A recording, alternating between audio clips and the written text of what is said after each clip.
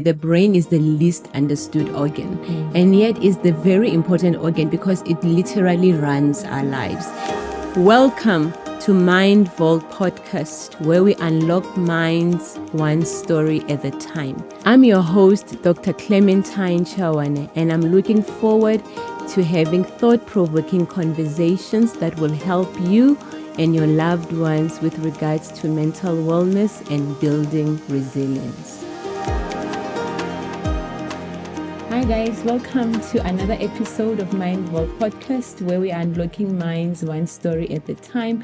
We're still continuing our conversation on introducing you guys to the various mental health care providers. And so today I'm having an educational psychologist. And so I'm going to read her bio so that I don't mess it up, right? So I'm having Jeanette-Korff Ceronio, who is an dedicated educational psychologist with a 26 years experience.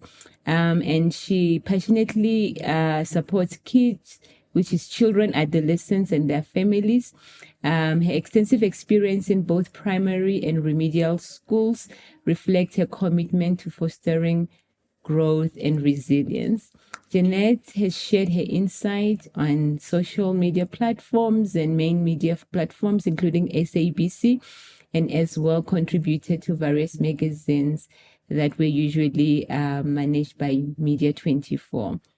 She finds joy in connecting with parents at churches, where she shares her insights on children from a Christian perspective. She understands the challenges parents face in modern times and aims to offer support and encouragement through her experience and knowledge. She's dedicated to supporting children's mental health, particularly with educational settings.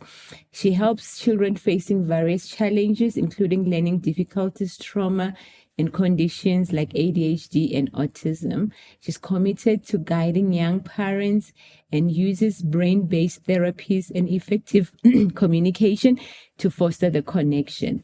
Her holistic approach nurtures the whole child, which is the body, the mind, and the soul. And she actively collaborates with a wide range of professionals, including myself, to provide this comprehensive care. Wow. Jeanette, thank you so much. And sorry for butchering your surname. I tried to practice as much as I possibly could, but hey, the tongue still slipped. Yeah. Thank you so much for coming through. It's truly an honor. Thank you so much. Yeah. All right, my angel. So let's start.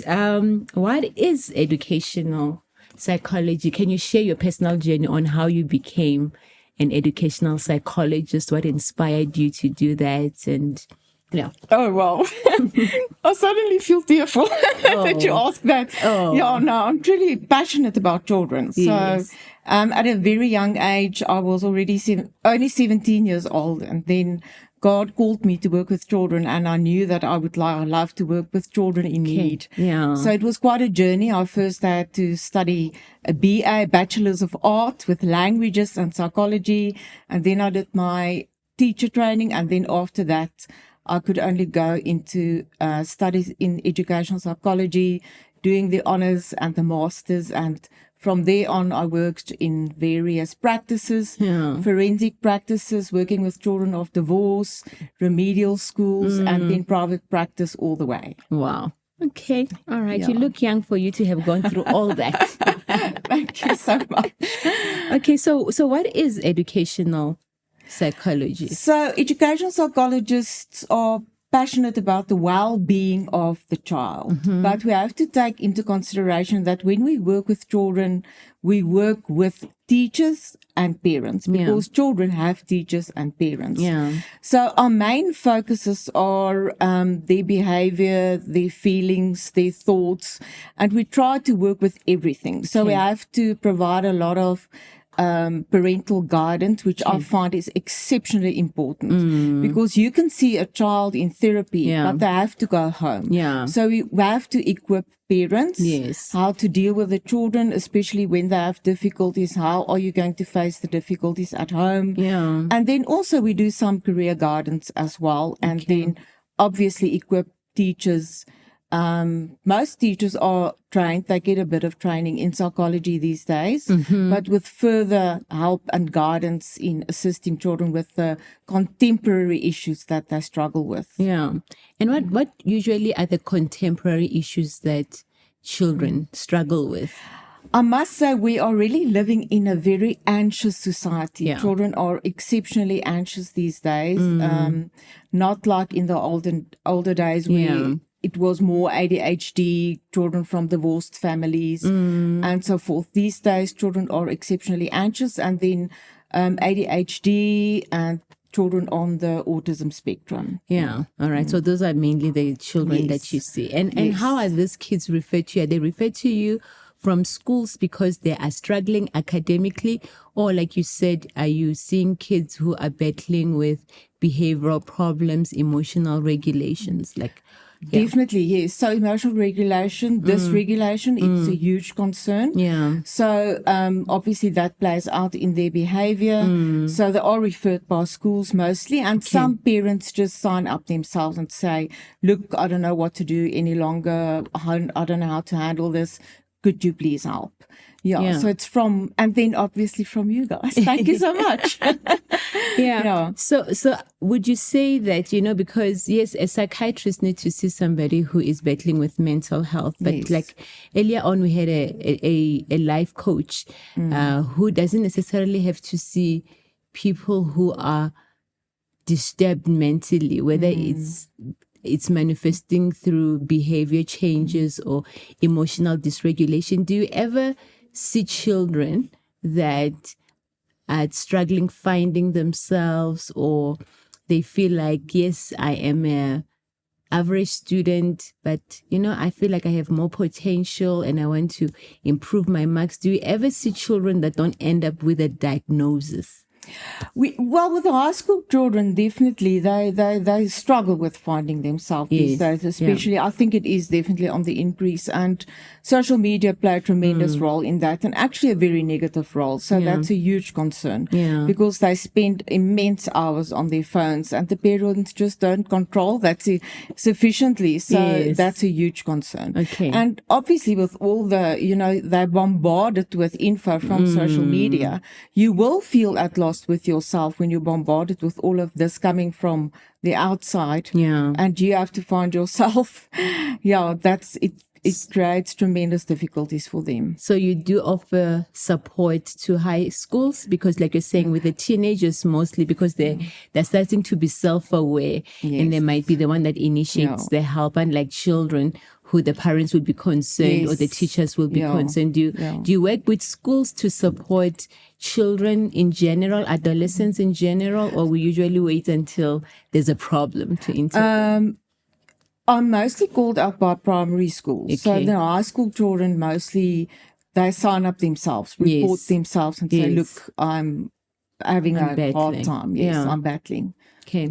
A lot of schools these days have their own counselors. So, Look, because I have been working with you now for a while, and when I see adolescents, which are my favorite people on earth, and they're also often very challenging as well, I have learned to just exclude any learning difficulties, by just doing an educational assessment, so that we understand at what level are they and what support do they need, because not every child needs the same support. No, absolutely. And so I have found that doing an educational assessment, even if the child is not coming with that, helps me to understand where the child is, and it helps me to be able to communicate better with the parents to say, when it comes to academics, this is what we can do to support.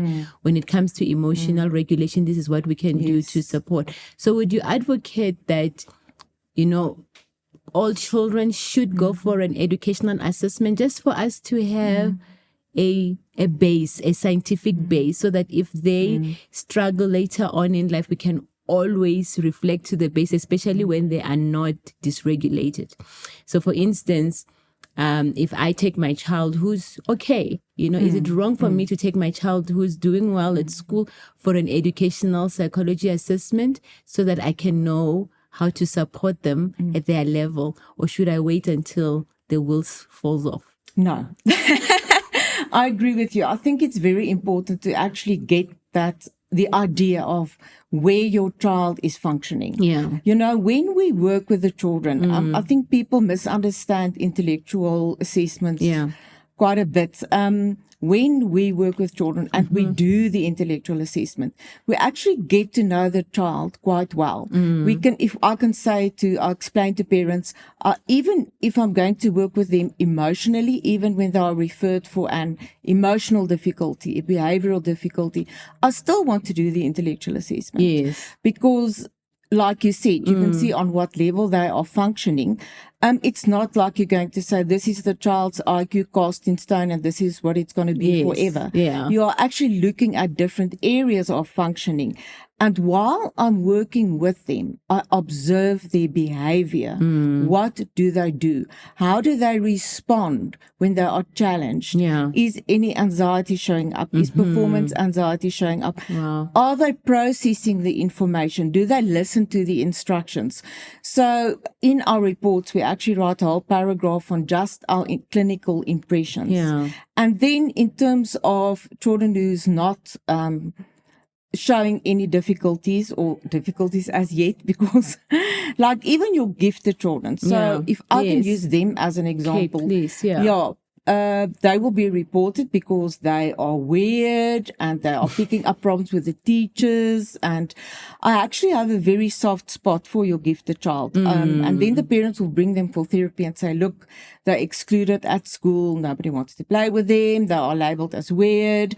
They challenge the teachers. And then I say, look, you are actually giving me a description of a gifted child. Yeah. May I please assess your child? Okay. So, but then what we do, we look at the verbal side. How do they function in terms of language? Okay. We look at the reasoning, not just how much vocab you've got. Yes. How well can you reason in terms of language? Okay. We look at nonverbal. How well can you work with your hands? What's your practical skills like?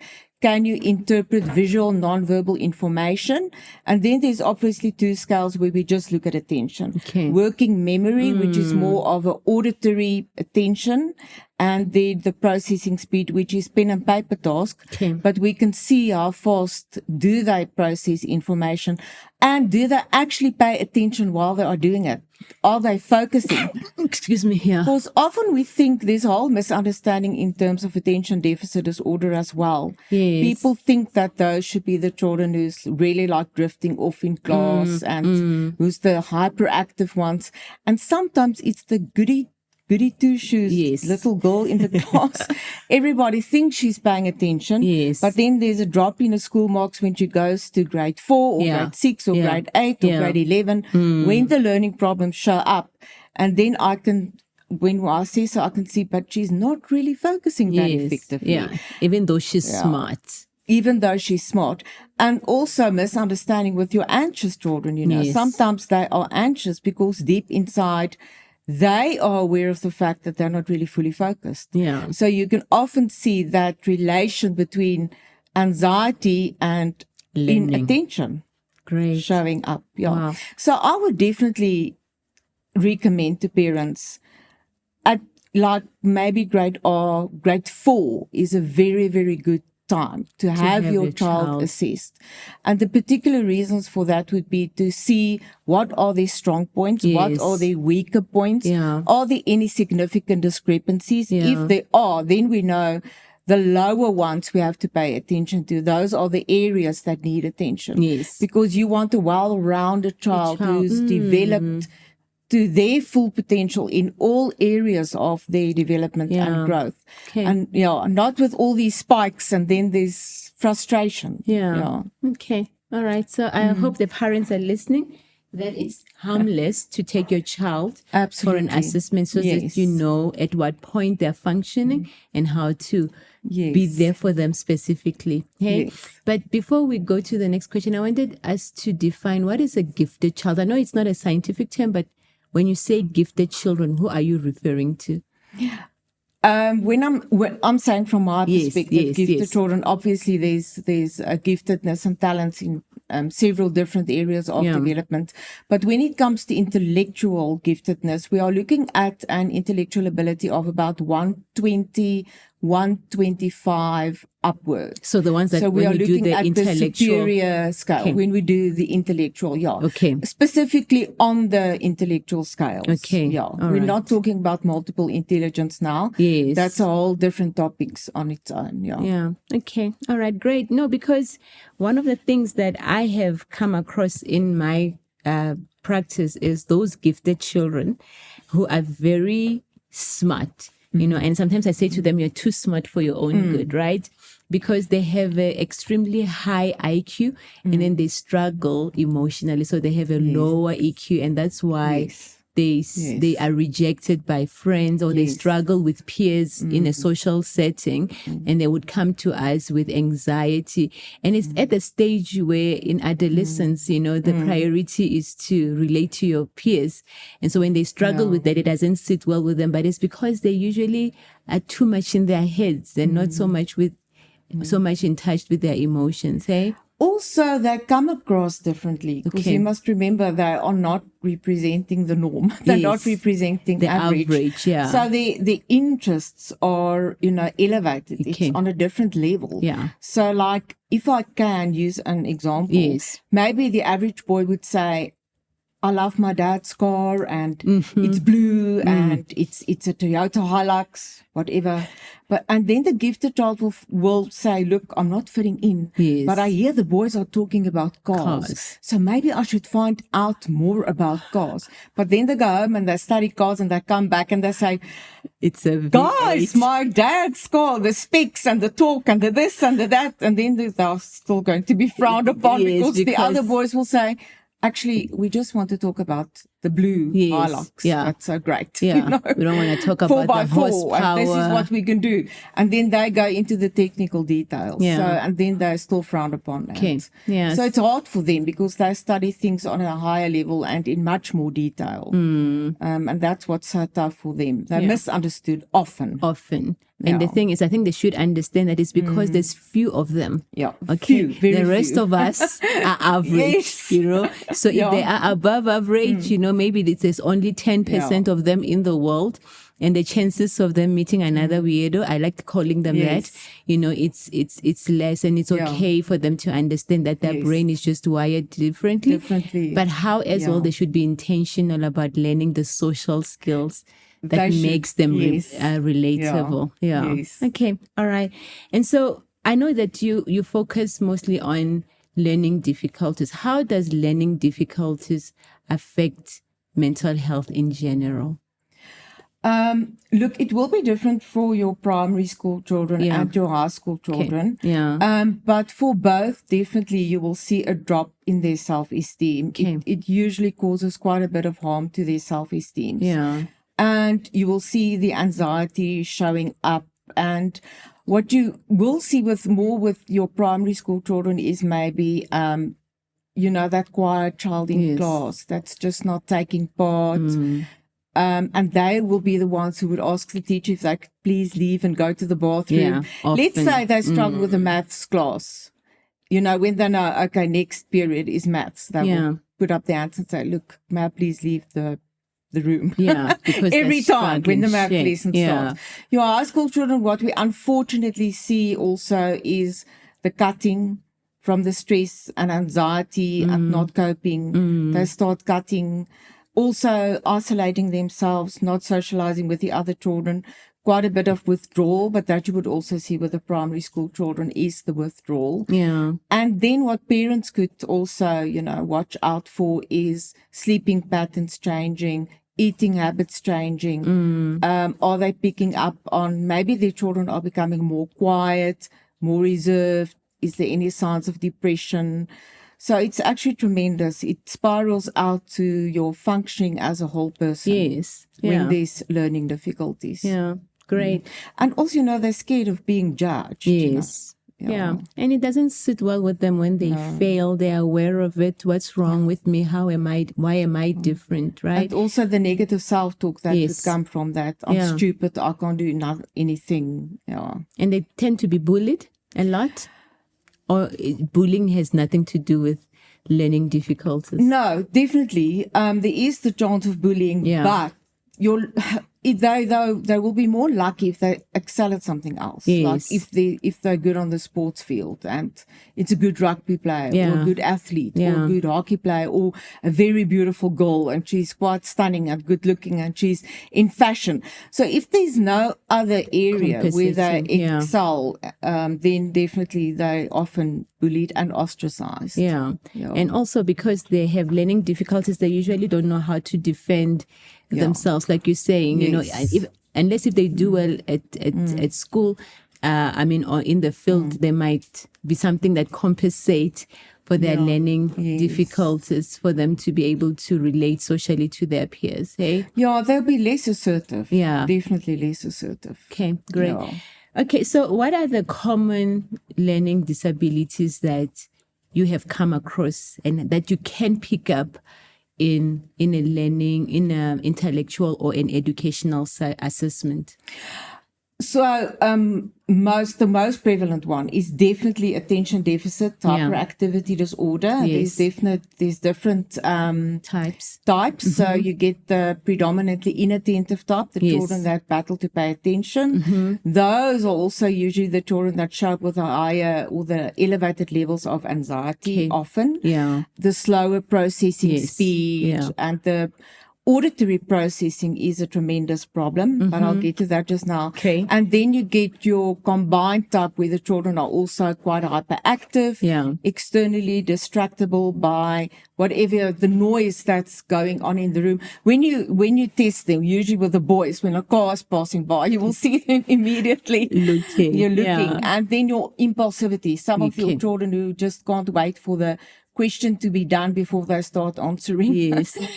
So you will see that as well. Okay. Those are the ones that usually spotted in class, the hyperactive ones, because they're noisy and they are disruptive and, you know, they never ever give the teacher a chance to finish any instruction before they get going.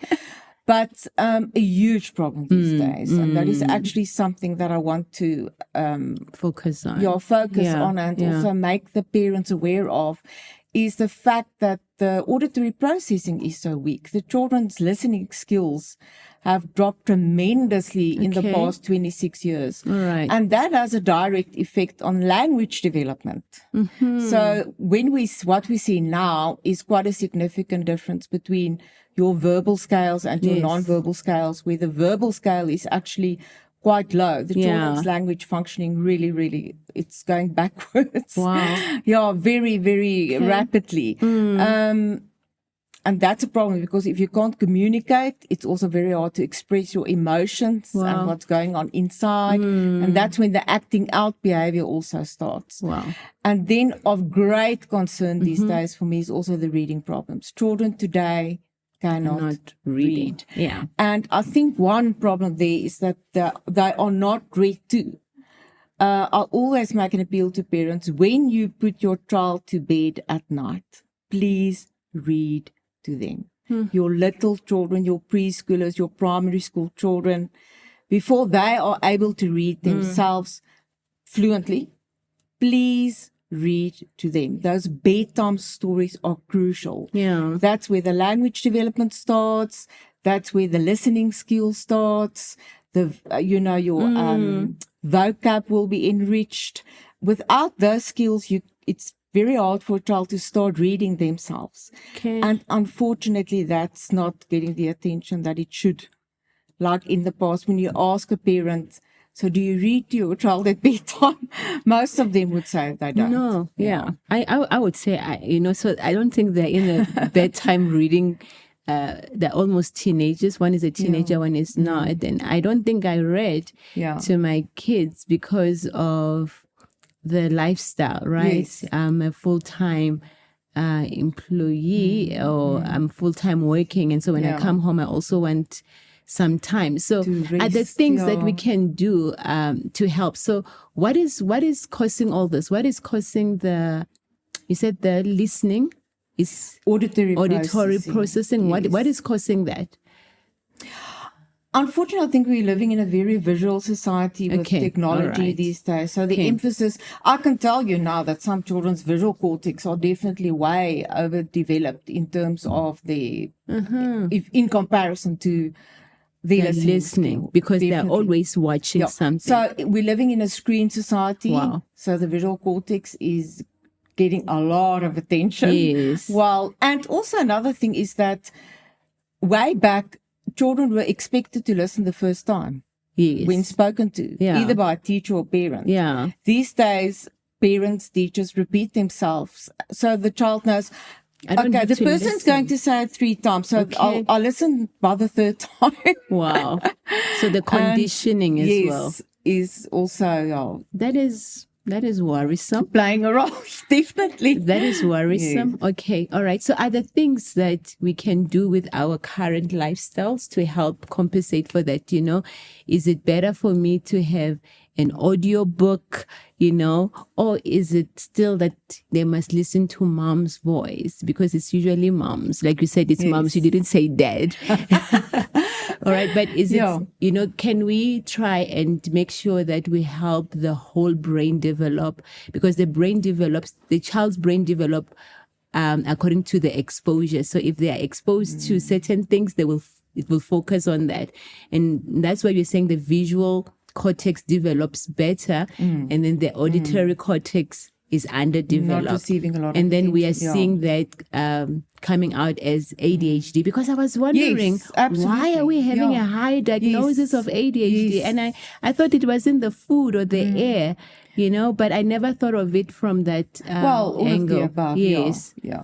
Okay. I think balance is exceptionally important. Yeah. If you can make sure that your child's growing up is balanced. Yes. That's very important. And I think if we, all in all, I feel strongly about the fact that we need to slow down. Yeah. We are in a very, very fast-paced society. Yeah. And what I always say to your grade R parents just before the school starts, the children start their school career, is dinner time. I think we need to get back to the tradition basics, of having a meal around the table. Yeah. Because that's also a place where children learn to listen. Yes. If they could be debriefed after the day, but the whole family needs to be debriefed. And it doesn't have to be a serious conversation. Yes. It could take place in a light-hearted manner. Yeah. But dad, mom, everybody could share how their day was, and then stick to a language. If you decide to raise your children in English, stick to the English so that there's at least one language that gets that focused attention of developing into an academic language eventually. Okay. Yeah. So stick to a language. And I often say to Afrikaans parents, you're not really talking Afrikaans. Have you heard yourself? The Afrikaans is bullshit. Yeah, so if you want to speak Afrikaans, then speak Afrikaans properly around the dinner table so that your children can hear that. Learn. Or English. Wow. Yes. And share your experiences of the day and maybe your emotions even of what you experience throughout the day so that the child can get that exposure, develop the language for emotion, experiences, and listen. Yeah. What did dad say today? How was my day? Yes. I think that's extremely important. And then get back to reading as well as a family. Put down your phone sometimes and read. And read a book. And I always say to parents, no phones at the dinner table. Pay that focused attention. A child that can pay attention is also often a child that receives attention. Attention is paid to that child. Okay. If you make a demand on your child to pay attention to you while you are listening, and you return that and listen to your child when they are speaking, they will also learn to pay attention. Wow. Small things like that, just in your day-to-day whereabouts. People think it's like this huge thing, teaching your kid to pay attention, and it's not. Day-to-day, show your child when dad is talking, I'm listening, I'm paying attention, I'm in the moment, I'm mindful of what is going on in the here and now.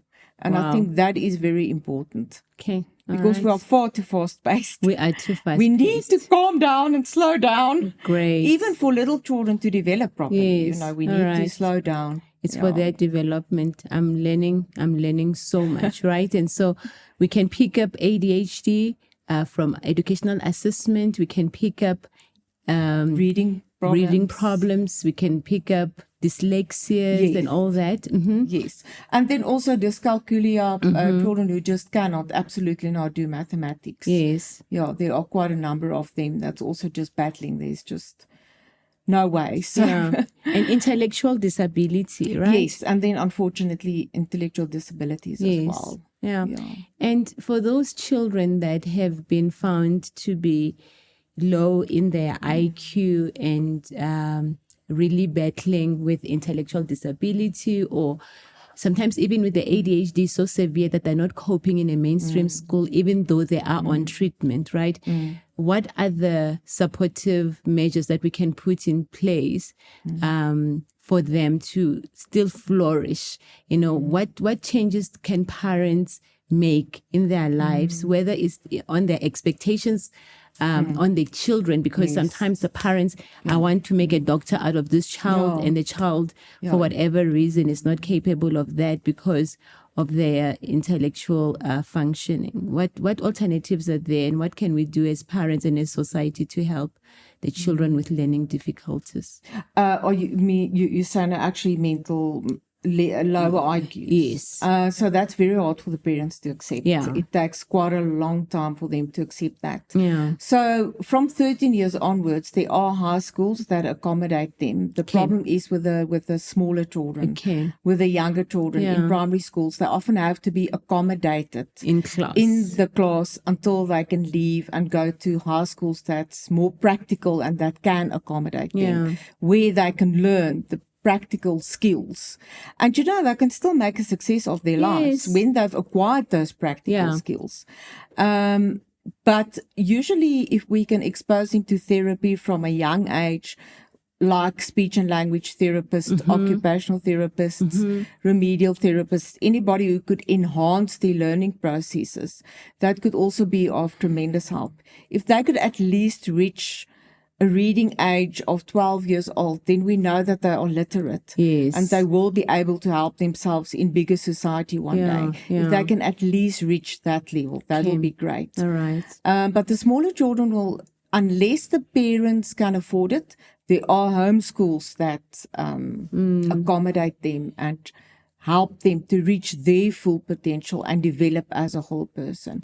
And you know, some of these, there are very, very few special needs schools these days, unfortunately. Sadly. Your remedial schools accommodate children with normal intellectual abilities, but with learning problems. So that's not an option for them.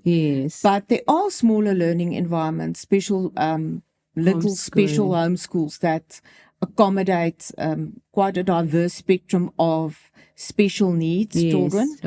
And they are often visited by occupational therapists and speech therapists to also play their role there. So as an educational psychologist, it's very important for us to work holistically and to interdisciplinary. We are often the first stop. So from us, we refer to your OTs, your speech and language remedials, the doctors, the psychiatrists, the neurodevelopmental pediatricians, or the neurologists who will look at the rest of the development of the child, further investigate what we pick up from our assessments. All right. That's very important. All right. Thank you, Janet. That is very informative. I hope that our audience and myself personally, I have learned. And I don't have time to redeem myself anymore because my kids are a bit older, but I'll learn how to relate to them at their age and still see what I can still do until their brain is fully developed at least 21. Hey, so I still have a bit of time. 25. 25. Yeah. Okay, so it's not 18. Okay. No. All right. Okay, thank you so much. Jeanette, is there anything that you would like to say to our viewers? Just in closing, please. Yes, I would love to say that we need to connect again with one another, and it's very important that children feel connected and have significant adults in their lives who's playing a role. And I think family life, if we can pay attention to family life again, and parents really getting involved in the lives of their children, not just on an academic level, but on an emotional level. Invest in the self-esteem of your child and in their self-confidence, and assist them in growing to full potential Yeah. of who they are supposed to be and growing into the idiosyncratic person that they are supposed Yeah. to becoming. Yeah. Yeah. Not what the parents want them to become. No. It's to reach their potential, but in all levels, Yes, personality-wise yeah. as well. Okay. Allow them to be who they are supposed to be. Amen. Yes. All right. Thank you so much, Jeanette. It's a pleasure. Thank you so much, guys, for tuning in. And please continue to share the videos if you're finding it informative, and like and subscribe. And we'll see you next time on our episode, where I think we'll be wrapping up the introduction of the mental health care providers. Until then, love your mind.